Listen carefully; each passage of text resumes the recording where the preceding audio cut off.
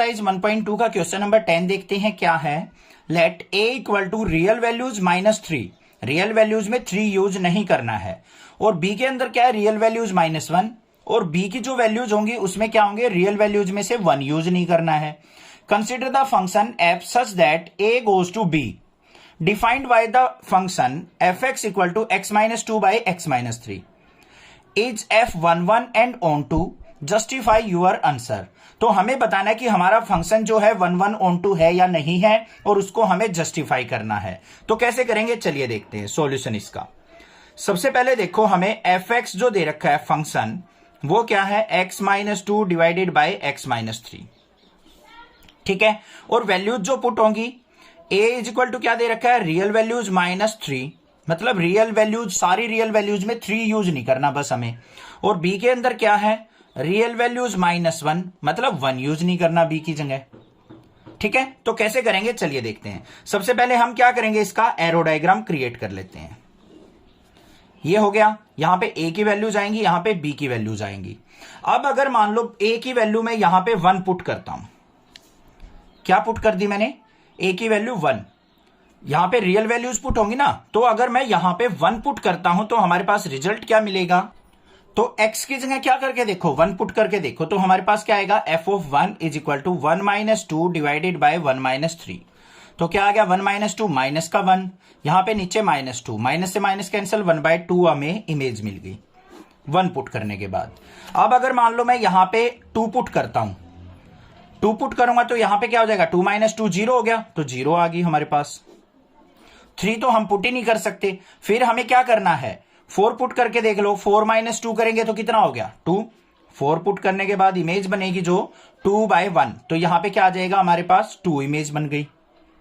इस तरीके से इमेज बन रही है। तो हमें यहां पे क्लियरली दिख रहा है कि यूनिक डोमेन के लिए यूनिक इमेज हमारी फॉर्म हो रही है। तो यहां पे क्या लिखेंगे, for every unique domain, every unique domain range is unique, range is unique. तो यूनिक रेंज हमें मिल रही है, तो सो इट्स 11 फंक्शन। तो ये फंक्शन क्या हो जाएगा हमारा, 11 फंक्शन। अब इसको हमें क्या करना है, जस्टिफाई करना है। जस्टिफाई करने के लिए हमारे पास क्या होना चाहिए, ध्यान से देखो जस्टिफिकेशन कैसे करते हैं। अगर हमारे पास f(x1) is equal to f(x2) हो, अगर 2 डिफरेंट वैल्यूज पे हमें फंक्शन सेम वैल्यू दे रहा है, तो हमें प्रूव करना होता है कि x1 इक्वल टू x2 है, ये हमने मान के चलना होता है। इसके बाद हमें x1 इक्वल टू x2 अपने फंक्शन से प्रूव करना होता है, वही करना है बस। अब देखो f(x1), x की जगह मैंने x1 पुट कर दिया, तो हमारा फंक्शन क्या देगा, x1 - 2 divided by x1 - 3 is equal to क्या होना चाहिए, x2 पुट करने के बाद x2 - 2 डिवाइडेड बाय x2 - 3।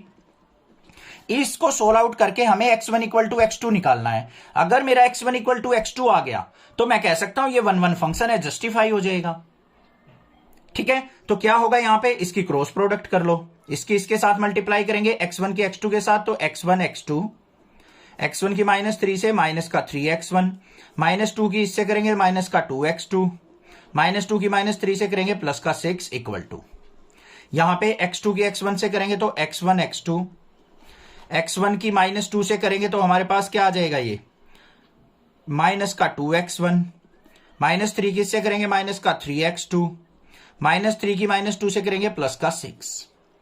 ये हमारा x1 x2 है, ये भी x1 x2 कट गया हमारा, 6 से हमारा 6 भी कैंसिल हो जाएगा, माइनस इस तरफ लेके जाएंगे 6 -6 हो जाएगा, 0 हो जाएगा। यहां पे माइनस का 3x1 है, माइनस का 2x2 है। तो यहां पे देखो लेफ्ट साइड हम क्या करेंगे, ये माइनस का 2x2 है, यहां से हम इसको इस तरफ लेके आते हैं प्लस का 3x2 इज इक्वल टू, यहां पे क्या है बच्चों, माइनस का 2x1, और ये माइनस का 3x1 है, राइट साइड जाएगा प्लस का 3x1। 3x2 में से 2x2 गया तो हमारे पास क्या आया, x2 is equal to 3x1 में से 2x1 गया तो हमारे पास क्या आया, x1। तो x2 इक्वल टू x1 हमने प्रूव कर दिया ये कंडीशन मान के। तो हम कह सकते हैं सो दिस इज 11। अब इसका मतलब क्या होता है जस्टिफिकेशन का, वो समझो। इसका मतलब यह है, अगर हमारा कोई 2 डिफरेंट वैल्यू हो, क्या हो, दो डिफरेंट वैल्यू हो और फंक्शन हमें इक्वल रिजल्ट दे, तो हमारी x1 और x2 अलग वैल्यू नहीं हो सकती।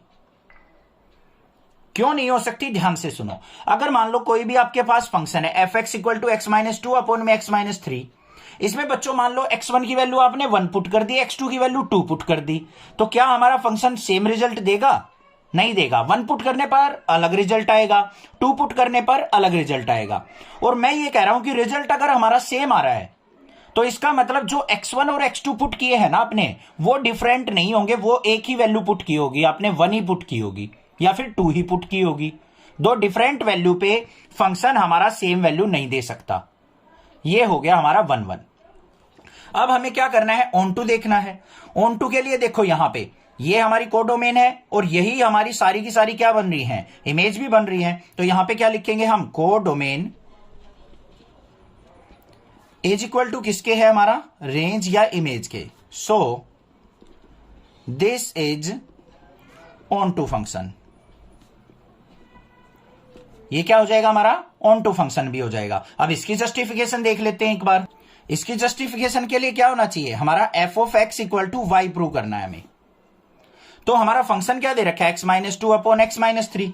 तो यहां पे क्या करेंगे हम, y = x-2 अपॉन x-3। जो भी ये फंक्शन है ये क्या रिजल्ट देगा हमें, y रिजल्ट देगा। अब यहां से करना क्या है, हमें x की वैल्यू निकाल लेनी है बच्चों, इसको सोल्व आउट करके, ठीक है, और इसमें पुट कर देना है हमें।